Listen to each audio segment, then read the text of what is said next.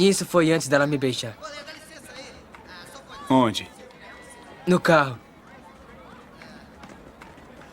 10 Coisas que Eu Odeio em Você é um filme conhecido da sessão da tarde do pessoal que cresceu na primeira metade dos anos 2000. Uma comédia romântica clássica, onde tem uma aposta ou alguma condição pro cara sair com a garota, que no fim, na verdade, era muito mais legal que a mais popular da escola, ou era uma antiga amiga do colégio do protagonista ou uma vizinha ignorada. Mas aqui a coisa é diferente, esse filme tem algo único, umas sacadas de roteiro realmente boas e um nível de qualidade que fez com que ele sobrevivesse um tempo maior do que o normal para filmes como esse. Como por exemplo aquele filme que tem uma aposta em que no fim a menina descobre tudo. Como é que era o mesmo nome dele? Eu não me lembro, nem procurando no Google eu acho um filme exato, porque não tem referencial nenhum, para vocês verem o nível de esquecíveis que são esses filmes. Você pode argumentar que 10 Coisas que Eu Odeio em Você só é lembrado porque é o filme onde o Joker e o Robin estudaram na mesma escola, mas eu ouso dizer que os dois só foram escolhidos para aqueles papéis por causa desses filmes, sem exagero. Claro que o Heath Ledger teve uma ajudinha ali com Coração de Cavaleiro e mais alguns outros filmes extraordinários, espetaculares mesmo, alguns dos melhores que eu já assisti na vida e que eu vou falar sobre no especial Heath Ledger, porque isso é uma das coisas que não pode faltar aqui nesse canal, mas até lá só confiem em mim. Tem muita coisa boa pra falar desse filme, já a gente começa, mas antes, se você ainda não é inscrito aqui no canal, nos ajude a alcançar mais gente clicando no gostei aí embaixo, isso indica que o nosso conteúdo é de qualidade pro YouTube e faz com que outras pessoas achem aqui o nosso conteúdo. A história de 10 Coisas que Eu Odeio em Você é muito simples, porém todos os fatores ao redor do enredo central são complicados, assim como a vida. Todas as pessoas realmente estão vivendo, cada uma a sua vida, tranquilamente, com gostos particulares e preocupações maiores do que realmente são. Se John Hughes conseguiu capturar perfeitamente o retrato de adolescente dos anos 80, Kyle Jonger fez um trabalho espetacular capturando o conturbado período pós-grunge de 99, um ano antes do bug do milênio e também um ano com filmes inacreditavelmente bons. E é claro que os roteiristas também têm a sua parcela de mérito nisso, e aí estão eles, Karen McKellar, Kirsten Smith e William Shakespeare. É isso aí, 10 Coisas que Eu Odeio em Você acredita William Shakespeare, o próprio, como um dos roteiristas do IMDb. Mas isso só é uma amostra da genialidade desse filme. Se você ainda não assistiu, talvez seja melhor dar uma conferida antes, porque honestamente a única parte meio ruim desse filme é a hora do merchan, naquele lugar do paintball com bolsinha de bolinhas de tinta. Terrível cena, horrível mesmo. Mas o resto do filme chega a doer de tão bom. O protagonista do filme é Cameron James, interpretado por Joseph Gordon-Levitt, que acabou de chegar no colégio novo e está sendo introduzido aos grupinhos do ecossistema social do colégio por um cara do audiovisual, chamado Michael Ekman. Quando Cameron vê Bianca Stratford, a menina mais bonita do colégio, pelo que eu entendi. E é claro que o protagonista se apaixona por ela, porque assim manda a lei dos filmes dos anos 90, gravado em rocha em alguma caverna antiga enterrada em Hollywood. O protagonista, garoto novo no ambiente do filme, que se interessa pela Miss Popularidade logo no início da história, mas que depois descobre que ela não é lá a flor que se cheire e acaba descobrindo um novo amor ou qualquer bobagem como essa. Mas é aí que o filme começa a mostrar porque não foi esquecido ainda, porque as pessoas continuam revisitando ele, porque ele é tão agradável de se assistir mesmo hoje em dia.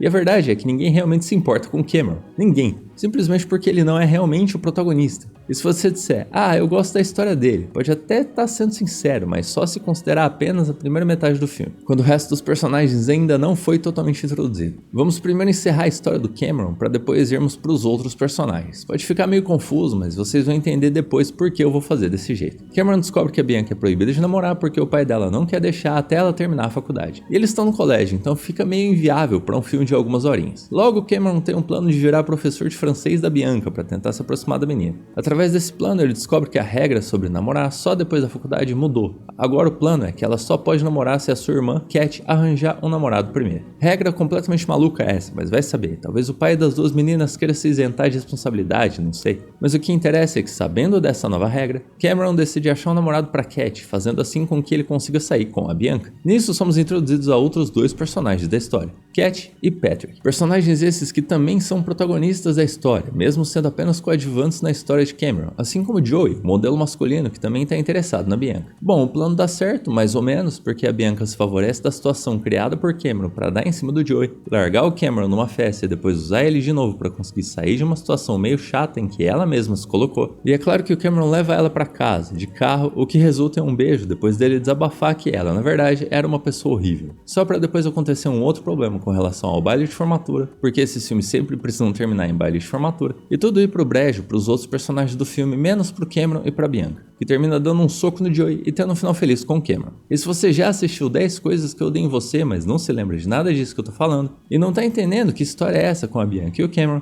isso é porque eu expliquei só 1/3 do filme. E esse é o maior brilhantismo desse roteiro, ele não acontece linearmente, nem usa outros personagens apenas de escada pro roteiro central, ele dá o verdadeiro valor para cada uma das pessoas envolvidas na história. Bom, a verdadeira história aqui, o roteiro central, é sobre Patrick e Cat, interpretados por Heath Ledger e Julie Stiles. Lembra que eu falei que o plano do Cameron era arrumar um namorado pra Cat, que parece ser uma tarefa impossível porque a menina é um porre?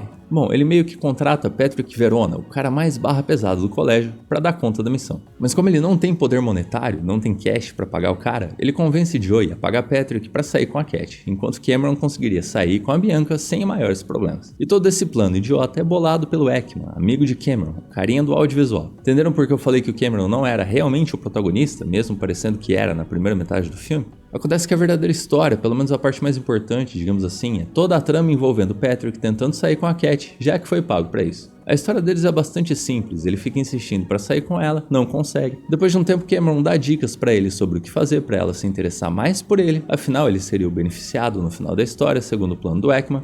E com isso, Patrick realmente consegue ficar mais próximo da Cat, próximo de verdade, a ponto dos dois terem um relacionamento, que é destruído no baile de formatura, no momento em que Cat descobre que ele, na verdade, foi pago para sair com ela. Mas é claro que no final da história tudo fica bem, porque o Patrick usa o dinheiro que ganhou para sair com ela para comprar uma guitarra para Cat, o que meio que redimiu ele por toda a história do pagamento e tudo mais. E é claro que antes disso temos a cena do poema da aula do Sr. Morgan, um poema que provavelmente é intitulado 10 coisas que eu odeio em você. Mesmo eu não me lembrando de ouvir ela falar o nome do poema na aula, a gente pode deduzir porque esse é o nome do filme. E bom, final feliz, certo? Certíssimo, então 10 coisas que eu dei em você é um filme que tem 2 enredos diferentes, com 2 protagonistas diferentes, indo em direções diferentes, mas que chegarão até o final feliz ou no mínimo terão uma conclusão, certo? Não tem nada de especial nisso e eu concordo com você, realmente uma história em que o verdadeiro protagonista só aparece mais tarde na história e onde temos 2 coisas acontecendo em paralelo, não é uma coisa tão brilhante assim. Certo, mas é aí que tá, não são só 2 histórias acontecendo, porque ao mesmo tempo que vemos o relacionamento de Cameron e Bianca, além de acompanharmos o de Cat e Patrick, tem outras coisas acontecendo